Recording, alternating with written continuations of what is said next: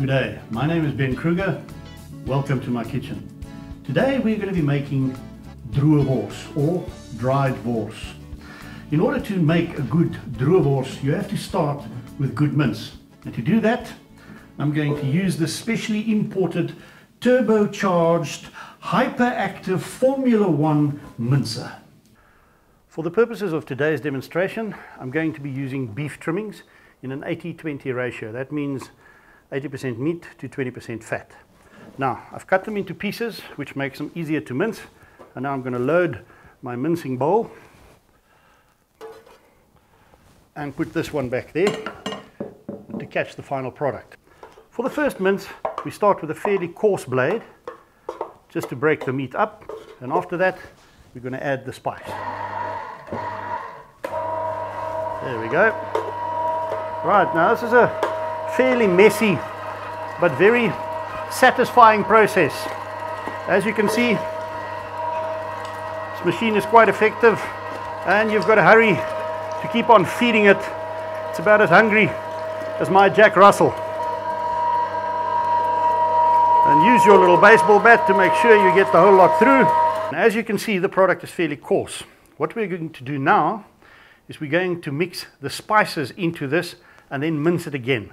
That allows the meat and the spices to mix properly. And after that, we're going to give it a fine mince using another blade. Any kind of dried meat product, like biltong or droë wors, needs something to preserve the meat while it's drying, so that it doesn't go bad. Now, I use Centenary dry wors spice. We've got about 3 kilograms worth of wors that needs to be dried. The formula all over here. I'm going to use, that would be about 100 grams. And this is brown vinegar. And that's about 100 ml. If you're unsure about the formula, it's all over there. If you can read it, you can do it. Mix this together. Makes a nice little paste. Let it stand for about 10 minutes. Then we mix it with the mince, put it through the mincer again, and then we load it into the casing. 10 minutes has gone by, and it's time to combine the spice and the mince. For that, I'm going to need a slightly bigger container. 2 kilograms of mince goes in first.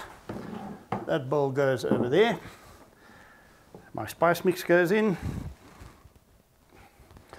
I give it a good stir with a hand.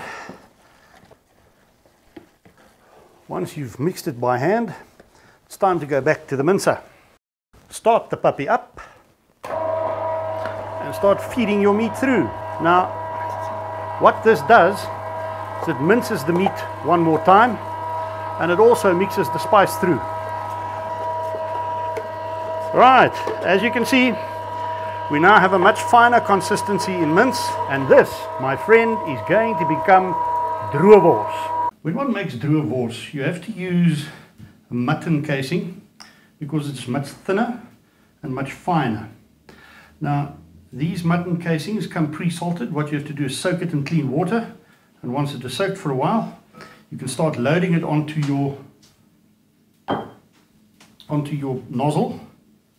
But be very careful, because the mutton is very delicate.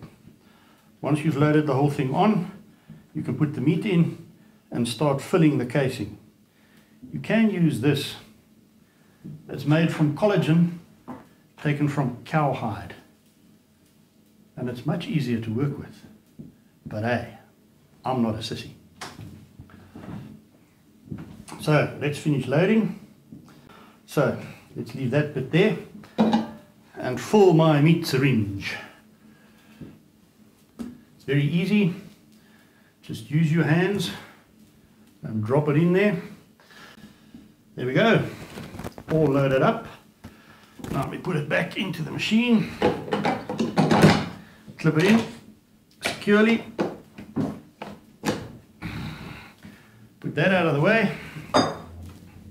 And order your assistant to start turning. My assistant is turning away furiously, and I'm watching. I can see the mince arriving. Slow down, not so fast, not so fast, not so fast. Otherwise you get air bubbles. Slow down, okay. Go, go, go. Go, go, go, go. You also don't want your casing to break midway through.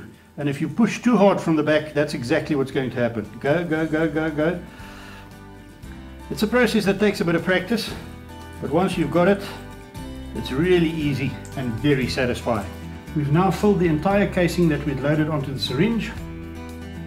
And there it is, a nice pile of wors that's going to be excellent droerbos in just a couple of days. Enjoy.